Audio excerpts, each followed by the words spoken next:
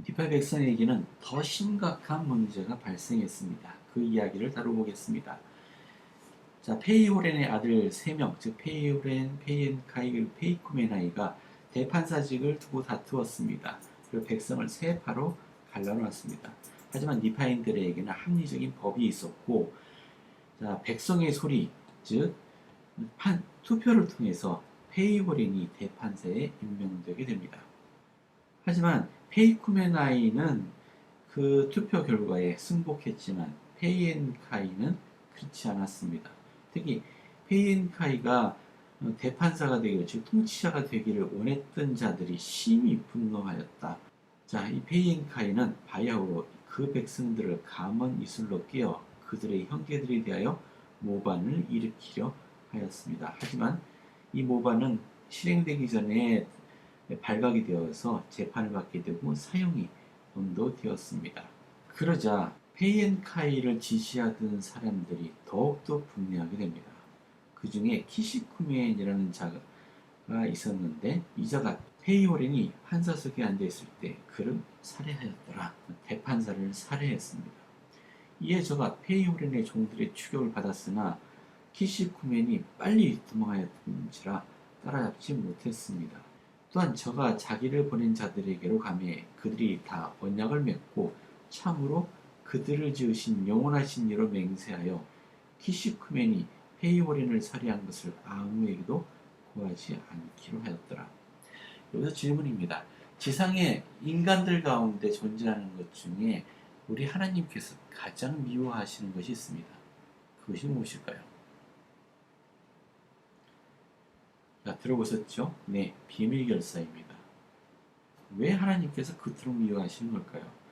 여기 보시면은 키시쿠멘을 보냈던 자들이 다 언약을 맺었다고 되어 있습니다. 즉 맹세로 맺어졌습니다. 영원하신 이름으로 맹세했어요. 즉 하나님 이름으로 맹세를 했습니다. 하나님이 인정하시겠습니까?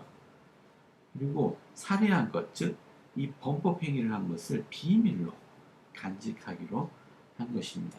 즉 이것이 비밀 결사입니다. 페이오렌뿐만 아니고 이후로도 계속 판사들을 살해합니다. 그 이유가 뭘까요? 왜 자꾸 판사들을 살해하는 걸까요?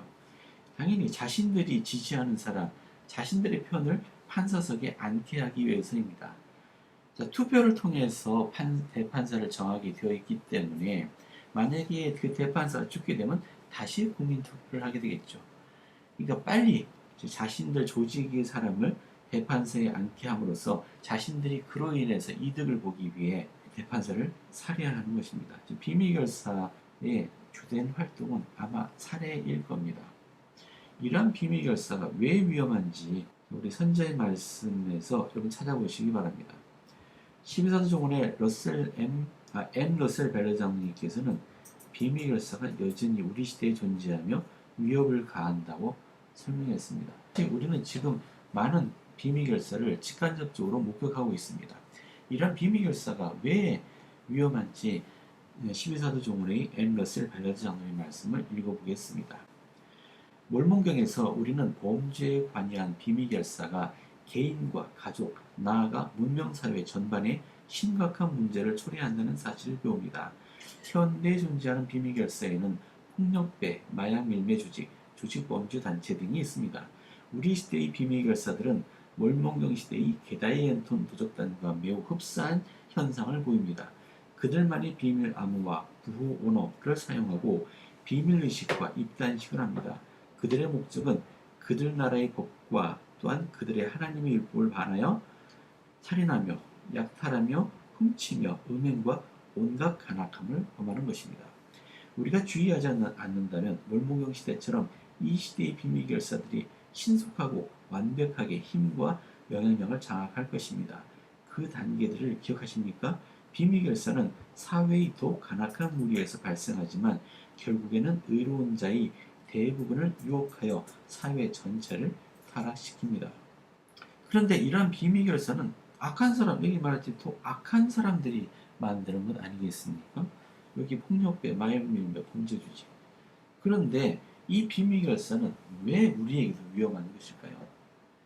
왜 그것이 현대사회를 위협하게 될까요? 자, 벨라 장로의 말씀에 따르면은 자, 결국 의로운 자의 대부분을 유혹하여 사회 전체를 타락시키기 때문이라고 말씀하십니다. 우리가 왜 비밀결사의 유혹을 받게 될까요? 자, 좀 더 읽어봅시다. 우리는 악마가 죄의 근원이며 이러한 비밀결사의 창시자라는 사실을 월목역에서 배울 수 있습니다. 자, 힐라면서 6장에 잘 설명하고 있습니다. 최초의 비밀결사는 카인으로부터 시작됩니다. 그리고 이 비밀결사를 제하는 것은 루시퍼, 즉 사탄입니다. 악마는 사람이 자녀들의 마음을 사로잡을 수 있는 대로 대대로 폭력 조직을 비롯한 비밀결사들을 이용합니다. 사탄이 추구하는 목표는 개인, 가족, 사회, 나아가 국가까지도 멸망시키는 것입니다. 악마는 몰몬경 시대에 대단한 성공을 거두었습니다. 현대에는 주체할 수 없을 정도로 엄청난 성공가들을 달리고 있습니다. 그러므로 우리 신권 소유자들이 지역사회를 안전하게 지키는 일에 솔선수범하여 진리와 정의를 굳건히 지키는 것이 중요합니다. 이 비밀결사가 현대사회에서는 주체할 수 없을 정도로 성공을 가두어 달리고 있다고 합니다. 의로운 자의 대부분을 유혹하여 사회를 타락시킨다고 했습니다. mormon경에는 그것이 설명되고 있습니다만 그래도 어떻게 이 비밀결사의 유혹을 우리가 뿌리칠 수 없게 될 걸까요? 왜 많은 사람들이 비밀결사 유혹에 굴복하게 되는 걸까요? 자, 그 원리를 한 가지 이해할 수 있는 단초를 요한계시록 13장에서 찾아볼 수 있습니다. 두 짐승이 상징으로 등장합니다. 첫 번째 짐승과 두 번째 짐승입니다. 자, 경전에 따르면 첫 번째 짐승이 물에서 올라오는데 온갖 이적을 보이고 사람들에게 자신을 따르도록 명합니다. 그래서 많은 사람들이 따른다고 되어 있어요.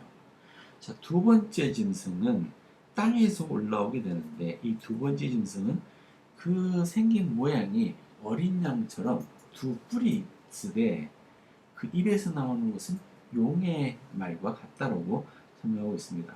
어린 양을 닮았습니다. 즉 우리 구주를 닮아 있어요. 하지만 그 입에서 나오는 것은 악마의 가르침입니다. 자, 주님과 닮았지만 악마의 가르침을 가르치는 것, 즉 사제술입니다. 세상의 거짓 가르침들. 자, 이 두 번째 짐승의 하는 메시지는 결국은 첫 번째 짐승을 따르고 섬기라라는 것이 이 두 번째 짐승이 가르치는 메시지입니다. 이 첫 번째 짐승이 요구하는 것은 모든 사람들에게 그 이마나 손등에 표를 받도록 요구합니다. 이 표를 받지 않은 자들은 물건을 매매하지 못하게 한다라고 설명하고 있습니다. 그러면 현대사회, 즉 자본주의 사회에서 물건을 매매하지 못하게 한다면 어떻게 될까요? 그런 압력을 견디기가 쉽지 않을 것입니다. 분명한 것은 이 두 번째 짐승은 지금 현대사회의 경제 권력을 장악하고 있다는 것을 알 수 있습니다. 자, 악마가 행하는 것은 굉장히 교묘합니다. 우리는 흔히 우리의 투정을 악한 일과 선한 일 사이에서의 선택이라고 생각하기 쉽습니다. 하지만 악이 자기 자신을 악이라고 드러낸다면 누가 이것을 따르겠습니까? 근데 문제는 우리가 선택하기 어렵게 하는 일은 선한 일, 즉 바른 일에 대해서 쉬운 일과의 사이의 선택인 것입니다. 즉 우리는 올바른 일을 하기 위해서는 다소 힘들고 고난의 길을 걸어야 할 필요가 있습니다만 악마는 우리에게 그보다 더 쉬운 방법이 있다라고 제시합니다. 더 쉽게 돈 벌 수 있고 더 쉽게 명성을 얻을 수 있고 더 쉽게 권력을 얻을 수 있다고 한다면 그것만큼 큰 유혹이 없을 겁니다. 이런 방식으로 사람들을 조금씩 악으로 이끌어 가는 것입니다. 우리 경전에는 어떻게 하면 사탄을 이길 수 있는지, 그리고 사탄의 종들, 즉 이 비밀결사의 이런 행태를 우리가 극복할 수 있는지를 제시하고 있는 성구가 있는데 혹시 찾을 수 있겠습니까? 교리학생학 10편 5절을 함께 읽어보겠습니다. 자, 여러분도 함께 소리에 맞춰서 읽어보면 어떨까요? 항상 기도하라. 그리하여 내가 승리자가 될 수 있도록, 참으로 사탄을 이길 수 있도록, 또 그의 일을 떠받드는 사탄의 종들의 손에서 벗어날 수 있도록 하라. 자, 우리는 사탄의 비밀결사를 이기기 위해서 무엇을 할 수 있겠습니까? 기도하라고 했습니다. 그냥 기도하는 겁니까? 항상 기도하는 것입니다. 자, 우리가 항상 기도할 때 승리자가 될 수 있고 특히 사탄을 이길 수 있다라고 설명합니다. 그리고 사탄의 종들의 손에서 벗어날 수 있도록 하라. 이 사탄의 종들의 손이라는 게 뭘까요? 비밀결사의 마수에서 벗어날 수 있도록. 자, 우리는 항상 기도해야 되겠습니다. 자, 여러분들 과제를 하나 드리겠습니다.